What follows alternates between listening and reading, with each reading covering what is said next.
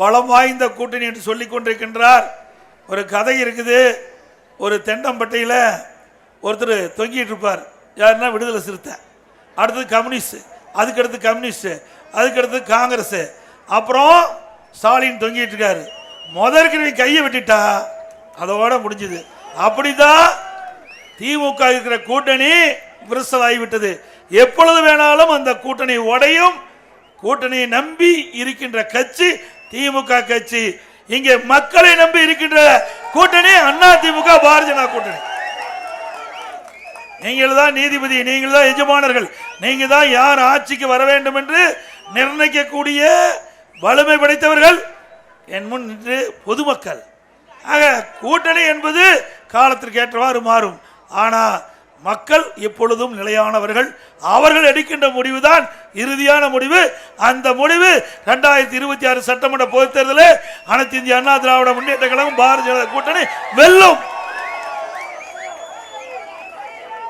இன்றைக்கு திராவிட முன்னேற்ற கழகம் ஆட்சிக்கு வந்து 50 மாத காலம் ஆகிறது. இந்த 50 மாத காலத்தில் இன்றைக்கு கொஞ்சம் கொஞ்சமா வந்து மக்கள் படுகின்ற துன்பம் ஏராளம். இப்பொழுது எல்லா தரப்புமே போராட்டம் ஆரம்பிச்சுட்டாங்க. விவசாயிகள் போராட்டம், ஆசிரியர்கள் போராட்டம், பகுதி நேர ஆசிரியர்கள் போராட்டம். இப்படி போராட்டம் நடக்காத நாளே இல்லை. போராட்ட களமாக தமிழகம் மாறிவிட்டது. ஏன்னா அந்த அளவுக்கு மக்கள் படுகிறார்கள். துன்பங்கள், கொடுக்கப்பட்ட வாக்குறுதி எதுவுமே நிறைவேற்றல, அத்தனையும் பொய் வாக்குறுதிகள். திராவிட முன்னேற்ற கழக தேர்தல் அறிக்கைனாவே அது பொய் அறிக்கையாத்தான் இருக்கும். ஆனா 525 அறிவிப்புகளை பக்கம் பக்கமா வெளியிட்டு இன்றைக்கு 50 மாத காலம் மக்களை ஏமாற்றி ஆட்சி திராவிட மாடல் ஆட்சி. இன்றைக்கு 525 அறிவிப்பில் திராவிட முன்னேற்ற கழக தலைவர் அதனுடைய அமைச்சர்கள் தெரிவிக்கின்றாங்க 98% அறிவிப்புகள் நிறைவேற்றப்பட்டதாக பச்சை பொய்யை இன்றைக்கு நாள்தோறும் சொல்லிக் கொண்டு வருகிறார். முழு பூசணிக்காக தட்டில் மறைச்ச மாதிரி, முழு பூசணிக்காவை சோற்றில் மறைக்கின்ற மாதிரி ஒரு பச்சை பொய்யை சொல்லுகின்ற முதலமைச்சர் இன்றைய முதலமைச்சர் ஸ்டாலின் அவர்கள். சிந்திச்சு பாருங்க. இன்னைக்கு கூட ஒரு தொழிற்சாலை திறக்கிறதுக்கு வரும்னு பத்திரிகையில் பார்த்தோம். அனைத்து இந்திய அண்ணா திராவிட முன்னேற்ற கழக ஆட்சி 2015ஆம் ஆண்டு புரட்சி தலைவி அம்மா அவர்கள் தமிழகத்தில் தொழில் முதலீட்டார் மாநாட்டில் நடத்தி 2,42,000 கோடி தொழில் முதலீட்டு ஈர்க்கப்பட்டு 98 புரிந்துணர்வு ஒப்பந்தங்கள் போட்டாங்க.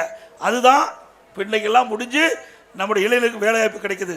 அதே வழியில் வந்து அம்மாவுடைய அரசாங்கம் 2019 ஜனவரி அந்த மாத காலகட்டத்தில் தொழில் முதலீட்டார் மாநாட்டு நடத்தி சுமார் 3,05,000 கோடி தொழில் முதலீட்டு ஈர்த்து 304 புரிந்துணர்வு ஒப்பந்தம் போட்டோம். அதெல்லாம் பல்வேறு நிலைகளில் இருக்கின்றன. இந்த திட்டங்கள் எல்லாம் நிறைவேறுகின்ற பொழுது அம்மா முதல் கொண்டு வந்த அந்த திட்டத்தின் மூலமாக பல லட்சம் பேருக்கு வேலை கிடைச்சது. அதே போல அனைத்து இந்திய அண்ணா திராவிட முன்னேற்ற கழக அரசு, அம்மா அரசு இருக்கின்ற பொழுது இந்த திட்டத்தை கொண்டு, தொழில் முதலீட்டார் திட்டத்தை கொண்டு வந்து 10 லட்சம் பேருக்கு வேலை வாய்ப்பை நாங்கள் உருவாக்கி தந்தோம். இதே திராவிட முன்னேற்ற கழகம் ஆட்சிக்கு வந்த பிறகு அவர்களும் தொழில் முதலீட்டு மாநாட்டை நடத்துவேன் என்று ஒரு பொய்யான அறிக்கை கொடுத்து ஒரு பொய்யான நாடகத்தை அரங்கேற்றி இதுவரை அந்த புரிந்துணர்வு ஒப்பந்தங்கள் எத்தனை வந்தது, என்ன நிலையில் இருக்கின்றது, என்ன நிதி கிடைச்சது, எவ்வளவு பேருக்கு வேலை கிடைக்கும், எந்தவித அறிவிப்பும் கிடையாது. பலமுறை சட்டமன்றத்தில் கேட்டாச்சு, பத்திரிகையில ஊடகத்திலும் கேட்டோம். நீங்க தொழில் முதலீட்டு மாநாட்டை நடத்துறீங்களா, அதனுடைய வெள்ளை அறிக்கை வேணும் கேட்டோம். இதுவரைக்கும் கிடைக்கல. ஆக மக்களை ஏமாற்றுகின்ற அரசு திரு ஸ்டாலின் தலைமையில் இருக்கின்ற அரசு என்பதை மக்கள் உணர வேண்டும். அது மட்டுமல்ல, எங்கே இருக்கின்ற இளைஞர் பட்டாளங்கள் சிந்திச்சு பாருங்க. அனைத்து இந்திய அண்ணா திராவிட முன்னேற்ற கழக என்ற ஒரு கட்சி இருக்கின்ற காரணத்தில் தான் இன்றைக்கு தமிழகத்தில் அதிகம் பேர் படித்திருக்கிறாங்க. இன்றைக்கு கல்விக்கு அடித்தளமிட்டது அண்ணா திமுக ஆட்சி. சிந்திச்சு பாருங்க. ஒரே ஆண்டில் 11 அரசு மருத்துவக் கல்லூரி இந்தியாவில் எங்கேயும் கிடையாது, தமிழகத்திலும் கிடையாது. அதை வரலாற்றை படைத்த கட்சி அண்ணா திமுக கட்சி, அண்ணா திமுக அரசாங்கம்.